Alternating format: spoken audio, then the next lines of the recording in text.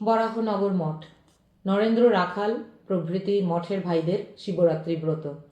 বরাহনগর মঠ। শ্রীযুক্ত নরেন্দ্র রাখাল প্রভৃতি আজ শিবরাত্রির উপবাস করিয়া আছেন। 2 দিন পরে ঠাকুরের জন্মতিথি পূজা হইবে। বরাহনগর মঠ সবে 5 মাস স্থাপিত হইয়াছে।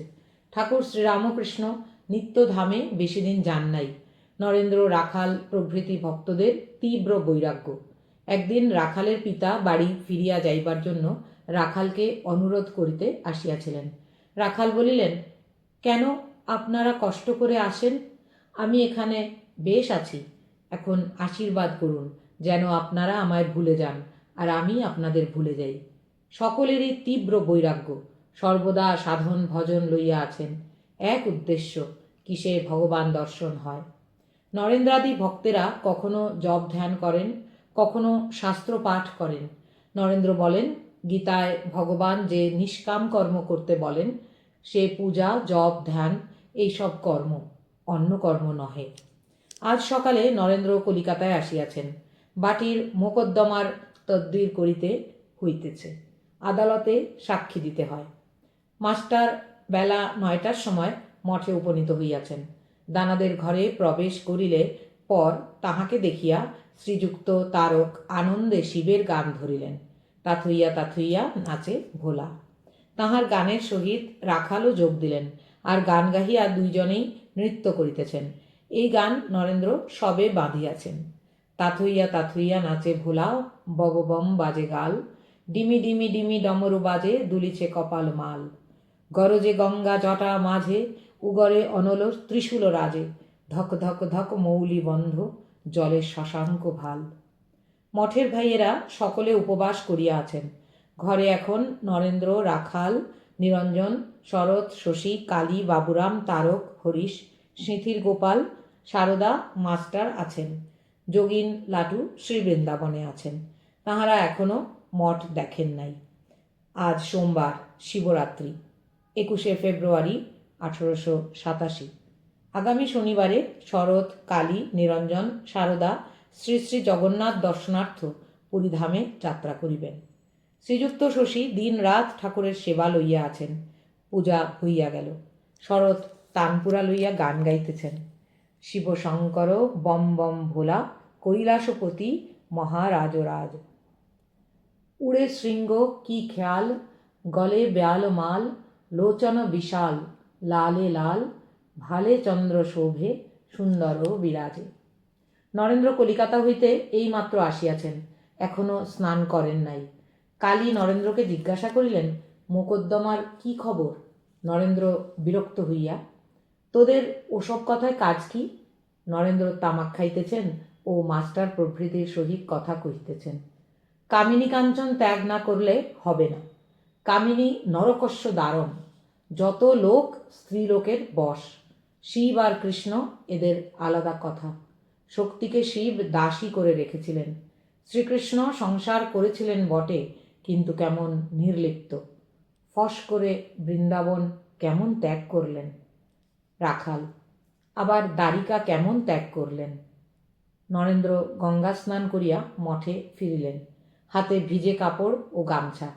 সারদা এতক্ষণ সমস্ত গায়ে মাটি মাখা।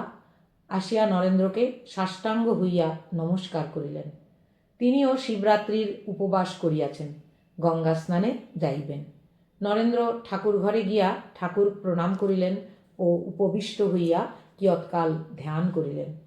ভবনাথের কথা হইতেছে। ভবনাথ বিবাহ করিয়াছেন, কর্ম কাজ করিতে হইতেছে। নরেন্দ্র বলিতেছেন, ওরা তো সংসারী কীট। অপরাহ্ন হইল। শিবরাত্রির পূজার আয়োজন হইতেছে। বেলকাঠ ও বিল্লপত্র আহরণ করা হইল। পূজান্তে হোম হইবে। সন্ধ্যা হইয়াছে। ঠাকুর ঘরে ধূনা দিয়া শশী অন্যান্য ঘরেও ধূনা লইয়া গেলেন। প্রত্যেক দেবদেবীর পটের কাছে প্রণাম করিয়া অতি ভক্তিভরে নাম উচ্চারণ করিতেছেন।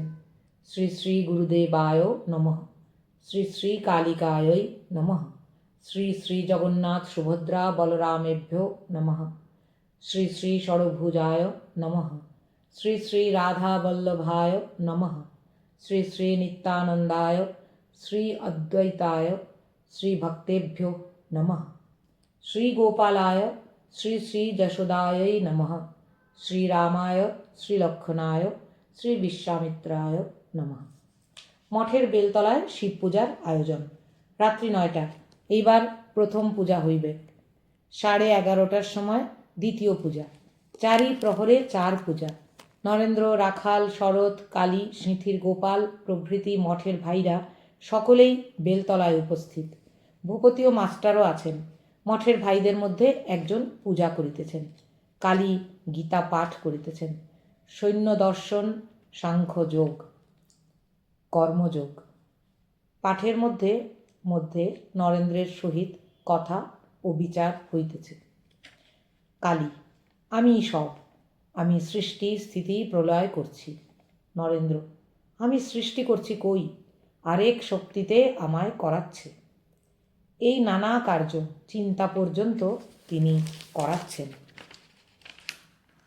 মাস্টার স্বগত: ঠাকুর বলেন, যতক্ষণ আমি ধ্যান করছি এই বোধ, ততক্ষণও আদ্যাশক্তির এলাকা, শক্তি মানতেই হবে। কালী নিস্তব্ধ হইয়া কিয়ৎক্ষণ চিন্তা করিতেছেন। তারপর বলিতেছেন, কার্য যা বললে ও সব মিথ্যা। চিন্তা আদপেই হয় নাই, ওসব মনে করলে হাসি পায়। নরেন্দ্র: সোহম বললে যে আমি বোঝায়, সে এ আমি নয়। মন দেহ এসব বাদ দিলে যা থাকে সেই আমি। গীতা পাঠান্তে কালী শান্তিবাদ করিতেছেন। শান্তি শান্তি শান্তি। এইবার নরেন্দ্রাদি ভক্তেরা সকলে দণ্ডায়মান হইয়া নৃত্য গীত করিতে করিতে বিল্বমূল বারবার পরিক্রমণ করিতেছেন। মাঝে মাঝে সমস্বরে শিবগুরু শিবগুরু এই মন্ত্র উচ্চারণ করিতেছেন। গভীর রাত্রি, কৃষ্ণপক্ষের চতুর্দশী তিথি। চারিদিক অন্ধকার, জীবজন্তু সকলেই নিস্তব্ধ। গৈরিক বস্ত্রধারী এই কৌমার বৈরাগ্যবান ভক্তগণের কণ্ঠে উচ্চারিত শিবগুরু শিবগুরু এই মহামন্ত্রধ্বনি মেঘগম্ভীর রবে অনন্ত আকাশে উঠিয়া অখণ্ড সচ্চিদানন্দে লীন হইতে লাগিল।